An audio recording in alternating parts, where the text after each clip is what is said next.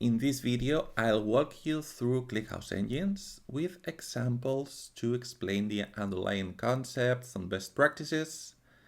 And by the end of the video, you'll not just learn how it works, but also how to use it.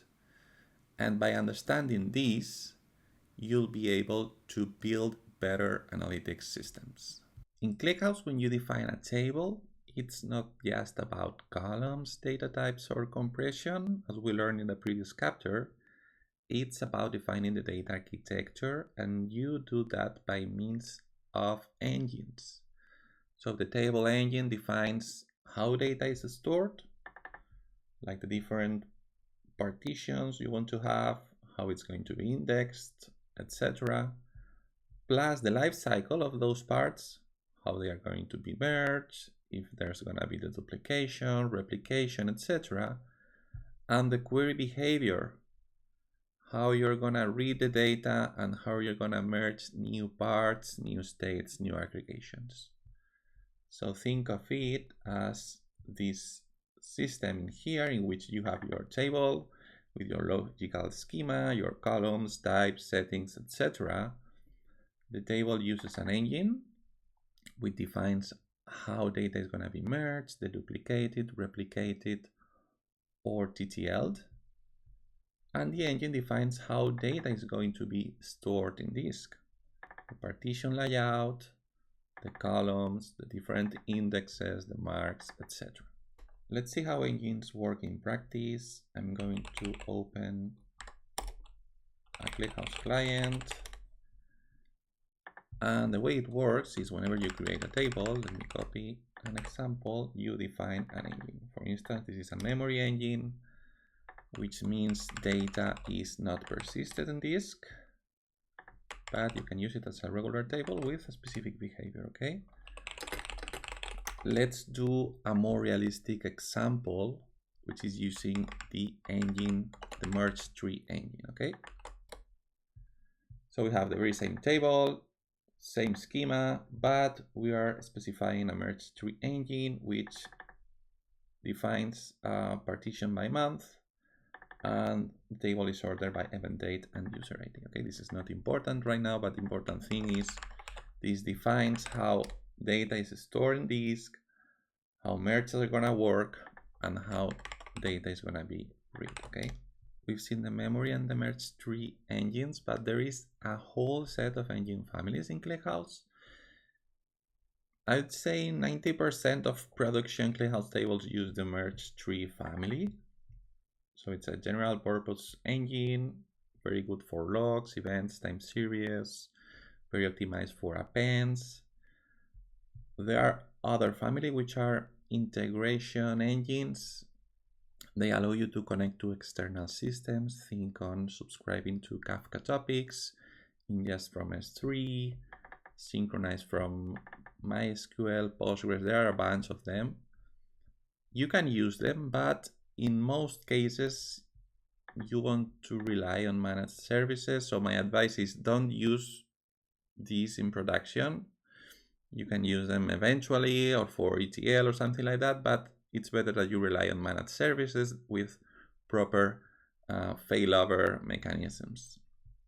And there are other types of engines for many different purposes: to store logs, to ingest from URLs, from files, to have dictionaries in memory, distributed engines when you do sharding, and a lot more of them more, but they are less used in production. Okay, so we're gonna focus on this presentation on the MergeTree engine. Okay, so there is a whole family of MergeTree engines. You can consider it kind of a framework because all of them share the same physical layer, immutable parts, they have indexes, but they differ in how they merge those parts. So this is a very brief summary on which engine you can choose depending on your use case.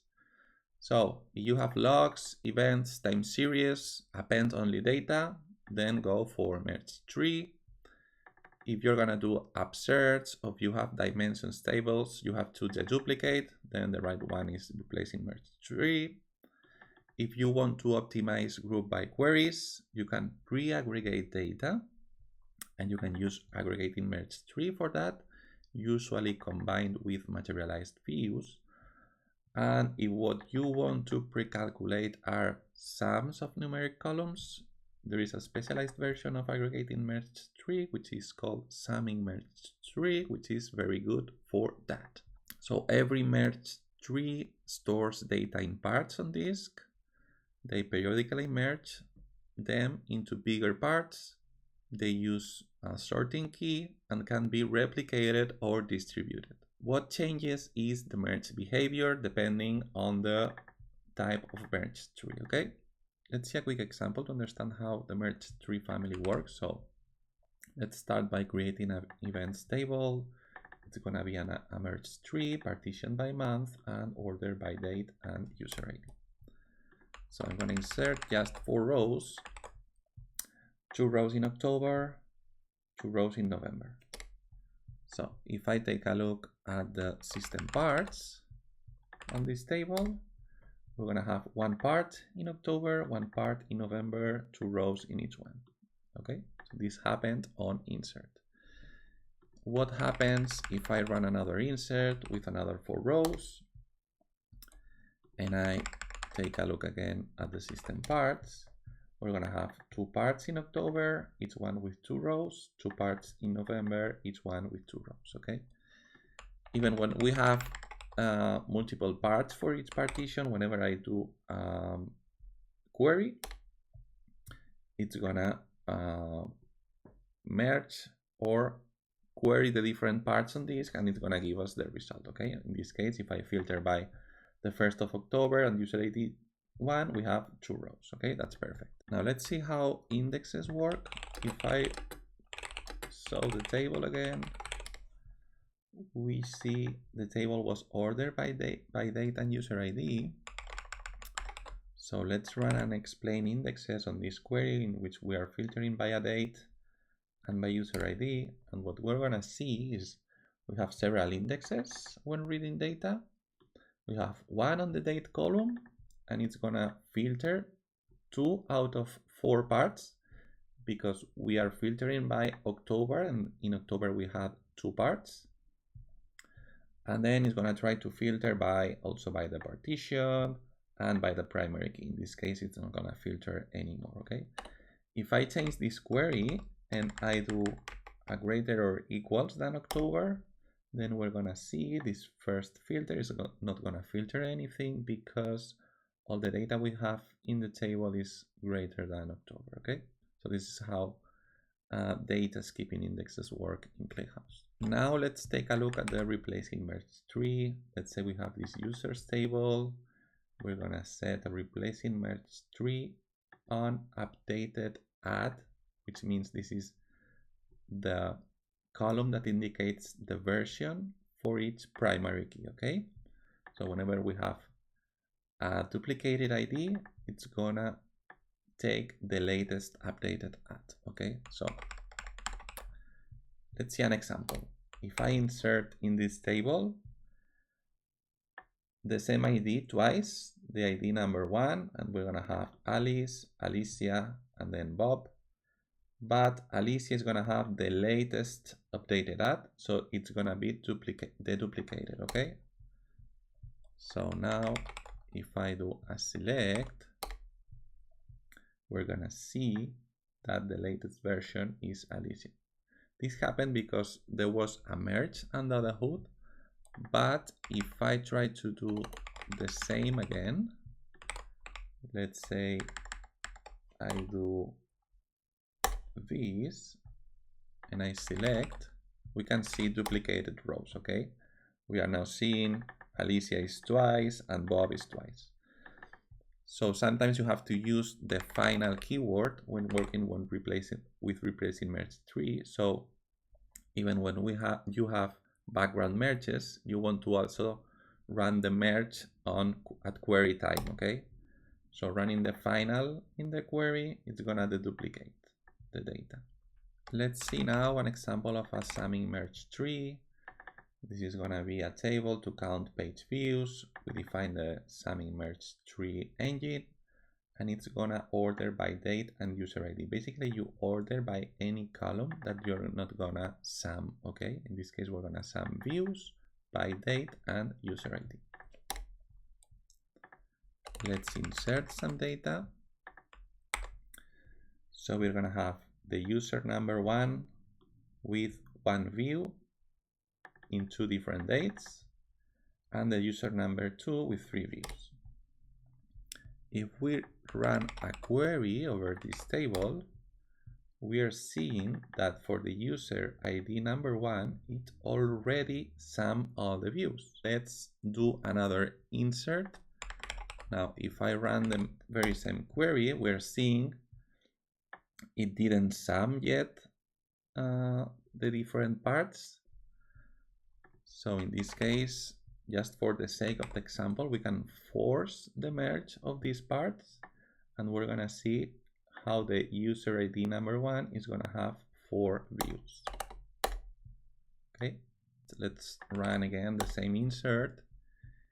You can do the aggregation at query time, and it's gonna return a proper result. Okay, so we are seeing here like the mechanism of the merge tree, in which whenever you do an insert, it creates new parts.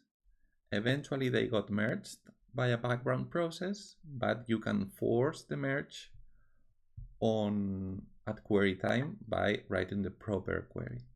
Let's take a look now at the AggregatingMergeTree. Basically, when working with the AggregatingMergeTree, you have like a raw table. In this case, we're gonna have user IDs and duration of each session, regular merge tree, not partition, ordered by user ID. We're going to insert some values in here, and we're going to do now is we're going to create a new table in which we're going to sum the duration of all the sessions for each user ID. We're going to use an AggregatingMergeTree and order by user ID. Usually order by any column that it's not aggregated, okay? Take a look at this function. We will talk about it later.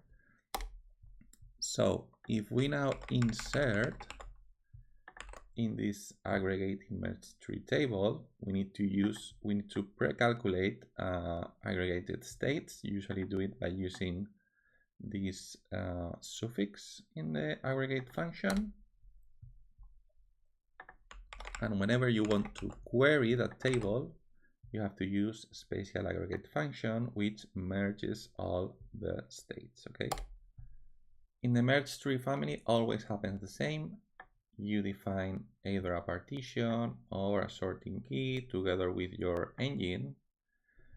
And whenever you insert data, let's say in this case, we're gonna have these 2 partitions because we're partitioning by month. We have September and August. ClickHouse is gonna create different parts for each partition, and it's gonna apply the merge logic right when it inserts. If it has to deduplicate, it's gonna deduplicate. If it has to aggregate, it's gonna aggregate. If it has to sum, it's gonna sum, okay? And then there is a background process. Let me open this again. This is called the merge process. That's gonna take parts, smaller parts from each partition, and it's gonna create bigger parts. And the ones that are already merged are gonna be marked as inactive, okay? So in this case, if we take 2 small parts, it creates a bigger one, and these other 2 are marked as inactive. If we take these 2 bigger parts, they are merged in a bigger one, and they are marked as inactive, the previous one. So parts are immutable, and in the merge process, it applies the merge logic depending on the engine, okay? So for instance, remember if you had, depending on your sorting key, partition key, other settings on the engine, it will deduplicate, aggregate, sum, etc. And this happens continuously. So you have your original data. This is called level 0. Whenever it produces a merge, you have level 1, When there is another merge, it's level 2, etc. Okay, let's see another example. We create this table, partition by month. We're going to insert 3 rows, all in the same partition. And if we look at the system parts, we have one single part for October in level 0. Okay, let's do another insert. What we have now is 2 parts in October, both are active, both in level 0. What if I optimize table hits? This is the same as forcing the merge process. You don't want to do this in production. This is just to show what's happening under the hood. So we're now having just one active part, label 1, and the other 2 are marked as inactive. Let's try another time. We ingest again. We now have 2 active parts. One is level 0, the other one is level 1. Let's see what happens if I optimize the table. We now have a single active part of level 2. So this is how ClickHouse is doing merges under the hood, so you can have fewer and bigger, smaller parts that are optimized for reads. So this is how the MergeTree works. There is partitioning, which defines how data is stored in disk in immutable parts. There's sorting, which specifies how data is sorted inside each part. And then there is the merge process that, depending on the merge tree type, remember replacing, aggregating, summing, creates new immutable parts, usually larger, with the merge logic depending on the engine. These are the 4 concepts you need to take into account when working with MergeTree tables in ClickHouse. First, the partition key. This is how data is going to be grouped in disk. You usually choose a time-based partition key or low cardinality fields. The goal is having not as much partitions as possible. Then you have the sorting key. This is how data is ordered inside each part. You usually use the columns you're going to use to filter your queries, putting the most selective ones at the beginning. Then you have parts. They are immutable. In disk, each insert can generate multiple parts depending on the partition key. And this is important because it can have a huge performance overhead on ingestion. And then you have merges. This is usually a background process. Do not try to over-optimize. Do not try to run merge yourself. This is something ClickHouse does itself. And it is about taking parts and compact them into bigger parts for more efficient reads. Let me show you an example of a bad partition key. You're going to understand it very quickly. Let's create a hits-to table, and I'm going to partition by date time. The worst you can do. And now let's try to insert in the hits-to table. Let me do this. 10,000 rows. And we're going to have 3 different timestamps. This is good. We take a look at the parts, and we're going to have hits2. We're going to have 3 parts. This is fine. Okay. What happens if we insert in a lot of different parts? So let's try to have 200 different parts.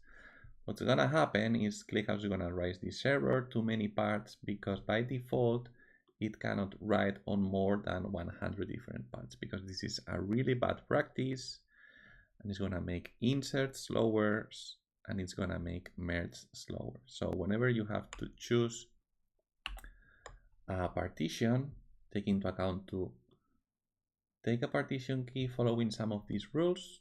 The size should be between 300 gigabytes. Depending on the engine, for summing and replacing maybe a little bit smaller. Think on how you're going to query your data. So you create a partition key that avoids touching more than few dozens of partitions with your typical select queries. And on insert, a single insert ideally should bring data to one or few partitions. This is how you usually have to buffer data before inserting and have some kind of ingestion proxy that creates proper insertion paths, let's say, okay? And in general, you don't want to have a table with thousands of partitions. You want to have this under control, okay? So for instance, for time series, it's very typical to partition by month or by year. You could also do it by day, depending on your data granularity. And for other types of partitions, you want to have less than 100 partitions, okay? Let's see a quick example on how sorting key and index granularity work. So we create this table, order by user ID and event date with 8,000 rows per granule. And we're gonna insert 10 million rows. Now, if we do a count where user ID is this value, we're gonna see we are, ClickHouse is reading 32,000 rows, okay?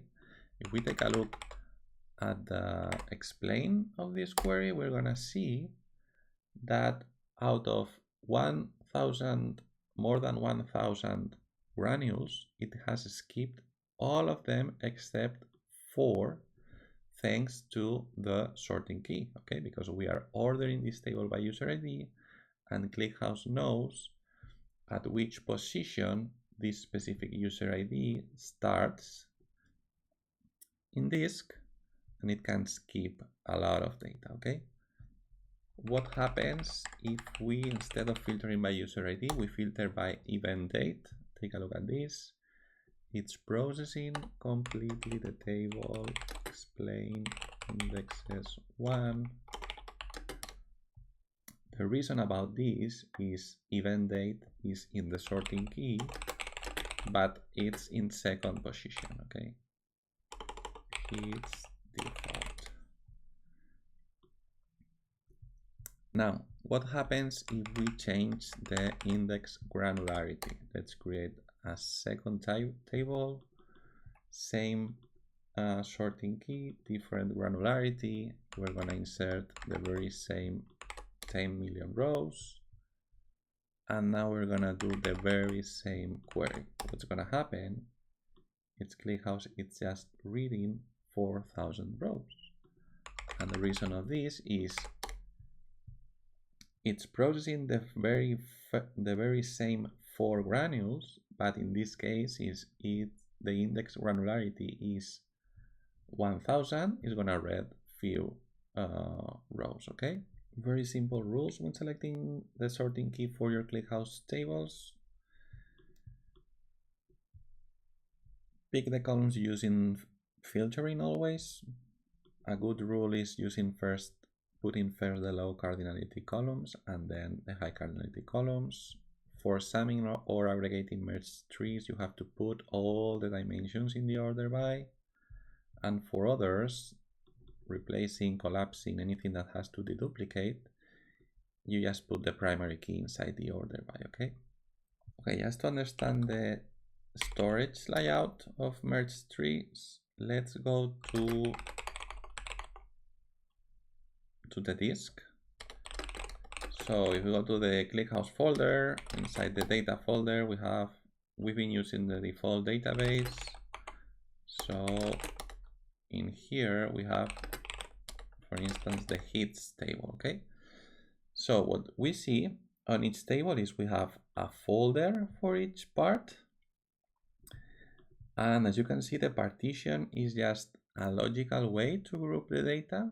So we were partitioning by month. So we have one part, a couple of parts for October and another part for November, okay? And if we go into one of these parts folder, what we have in here is we have all the data in a single binary file. This is because we are using compact parts. You can use wide parts in which every column has a different binary file in disk.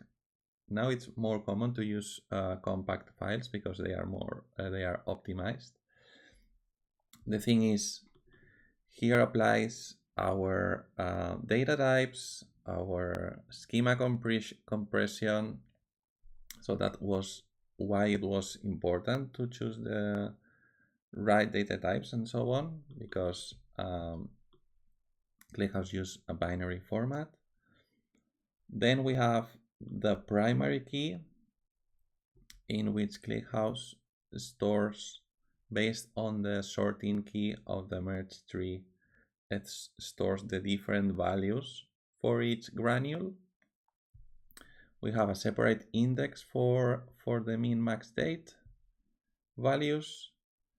And then we have a marks file, which indicates for each position in the primary keys which offset it should read from the binary file with the data. Okay, so this is what ClickHouse stores in disk. And you have one of these set of files for each partition. So this is why it's important to keep under control the number of parts in ClickHouse. This is a table that summarizes what happens when you insert data in ClickHouse. Remember, whenever you insert data, it creates temporary parts on disk. A part is a directory of compressed column files. If you use compact part format, then you have one single file for all the columns on this part. Remember, the merge process combines smaller parts into bigger ones. We have data types and compressions. They are applied per column. Then we have the marks and indexes files. They are the sorting key representation on disk and allow skipping and fast reads. Index is in memory in ClickHouse, so whenever you do a filter, it knows what parts of the data it needs to skip to respond to the index. And finally, there are other operations that happen on insert and on merge. For instance, sorting the data or applying TTLs happens both on insert and on merge. In analytics use cases, you don't need raw events all the time. You just want aggregates. For instance, let's say you want daily user stats or session durations. So instead of running group by queries over billions of rows again and again, what you can do in ClickHouse is store aggregate states and keep merging them incrementally. That's what AggregatingMergeTree does. And let's take a quick example so you can understand what's going on under the hood. We're going to create a hits table with a user ID and a duration. It's a regular merge tree. We don't care about partition or sorting key in this case. And we're going to insert 5 rows. We're going to have a couple of rows for the user ID 1, a couple of rows for the user ID 2, and a couple of rows for the user ID 3. Now we want to aggregate session duration by user ID. So we can use an aggregating merge tree like this, in which we're gonna have for each user ID the session duration. And we're gonna use this aggregate function that it's gonna sum the session duration, okay? So if we insert into this table, we're gonna insert everything we have in the hits table, and we're gonna calculate some states for each user ID. So now let's see what has happened under the hood. If we look at the partitions of the hits table, what we have is one single partition. We are not partitioning, but we have 5 rows. And if we take a look at the parts in our aggregating merge tree, what we have is again one single part, but with 3 rows, because we had 3 user IDs and we've aggregated by them. So if we run a query over the session stats table, we need to use this aggregate function to merge all the session durations. In this case, it's already merged and it's going to give us the results. We have 3 user IDs And this is the duration for each one, the session duration for each one. But if we keep inserting data, let's do 3 inserts more in the session stats table. Now, if we go and look to the parts, we're gonna have 4 parts, every one with 3 rows. These are intermediate aggregate states that when we do a query using SummingMerge, they are going to be aggregated, okay? And we're gonna have, again, one result for each user ID. Whenever a merge happens, we're gonna force it, optimize table final. Remember, you don't do this manually. This is done by ClickHouse automatically. So now all the parts have been merged, and we're gonna have in the parts table is we have the session duration aggregated by the 3 user IDs we have in the table. So the trick is that ClickHouse doesn't store the final sum, but it stores the internal state. And whenever it does a merge, then it merges to a new state that can be merged with other states that happen whenever you insert in that table. So the different states are combined both on merge or at query time. One important thing you have to take into account with aggregating merge trees is the sorting key is what defines how data is going to be aggregated. So if you define your sorting key to be user ID, it means for each user ID, we're going to have the session duration, okay? If we had more dimension columns, we should add them to the sorting key. So this is what you have to take into account when working with aggregating merge trees. They are good to optimize group by queries with pre-aggregated data. So basically ClickHouse stores intermediate states that can be merged incrementally both at query time on when the merge background process happens.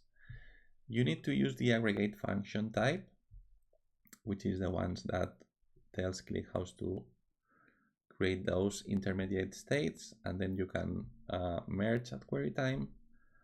And this is very good for rollups, aggregations, dashboards, any analytical query in which you need to do a group by and you don't want to do it at query time, okay? There are a bunch of aggregate function types. We will see them when we talk about materialized views, because usually when you use this engine, you have materialized view in the middle. If you just want to do some calculation over your metrics, then it's recommended to use the SummingMergeTree. In this case, we're gonna summarize views per date and user ID. This works very similar to the AggregatingMergeTree, but with some differences. So we are not specifying any aggregate function in this case because it's implicit in the SummingMergeTree, and the order by key, the sorting key, is going to be the group key. So let's create this table, and now we're going to insert, for instance, 3 rows. We're going to have user ID 1 and 1 with a couple of views, and user ID 2 with 5 views, okay? So if we now do a regular query over this table, we're going to see it's already aggregated. So we had 2 different rows for user ID 1, but it's already aggregated, okay? Now, if we insert again, let's insert a couple of more times. Now we're going to see is we're going to have this not aggregated, because remember, ClickHouse, every time you run an insert, it creates parts depending on the partition key, and they are merged in the background. So this eventually will be merged by date and user ID, which is the sorting key we defined in here. But you can force it at query time, and the way to do it is by running a regular aggregation, okay? So you can do sum of views by user ID and date and group by all. And that's how you merge at query time, just by running the regular aggregation. Okay. The important part about this is that you can use the SummingMergeTree when you want to do this specific operation, which is summing numeric columns. It's going to give you very fast merges compared to AggregatingMergeTree. It works out of the box. You don't have to use state and merge functions, aggregate function types, etc. But if you want to do like more complex analytics, unique calculations, average, other type of aggregation functions, you will use AggregatingMergeTree. If you just want simple counters and summarize metrics, then go with SummingMergeTree. ReplacingMergeTree is ClickHouse built-in deduplication engine, and we're gonna see an example of how it works. So let's create a users table in which we are going to deduplicate by ID, and we're gonna keep the latest updated at. So I'm gonna insert a couple of users, Alice and Bob, and later on I'm going to receive another user ID 1, which I already have in my table with a different name and a different date. So what's happening in the table?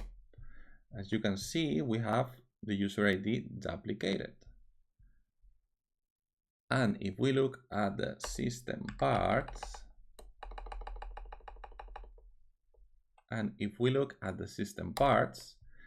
we see we have two different parts, one with 2 rows and one with 1 row. What happens if we optimize the table? Users final. Remember, you don't do this manually. We are simulating the merge background process. So we're gonna see is we have just one active part with 2 rows. So the user ID 1 has been deduplicated. Okay, and we have Alicia and the date.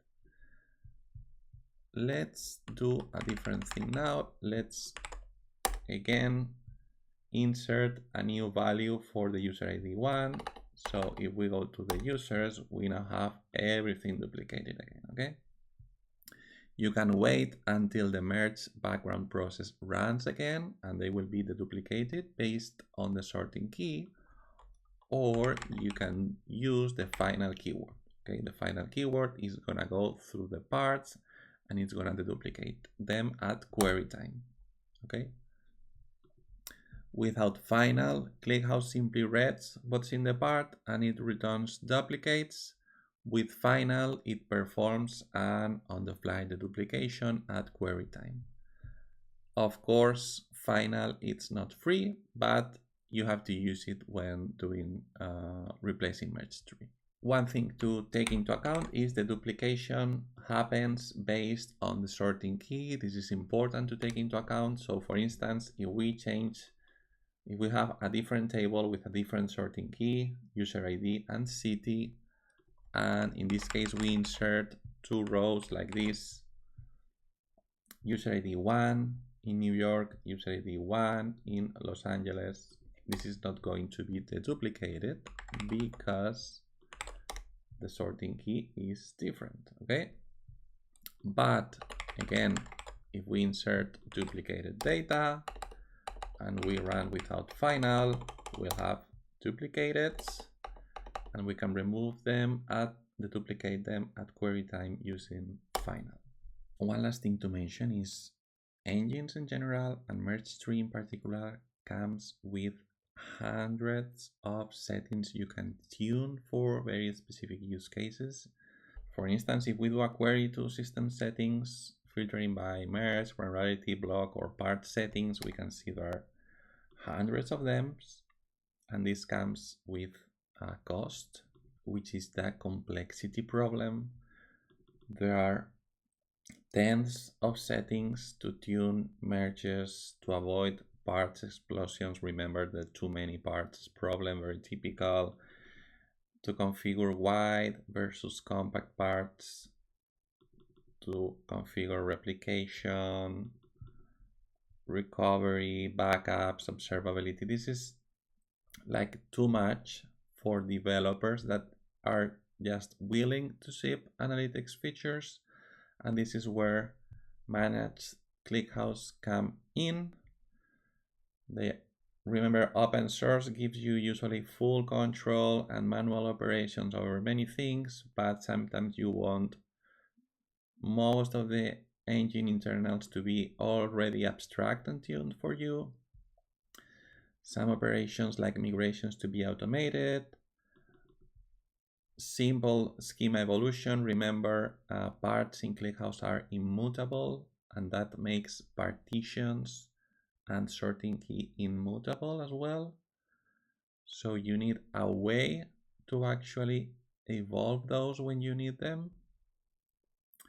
And of course, better developer experience, etc.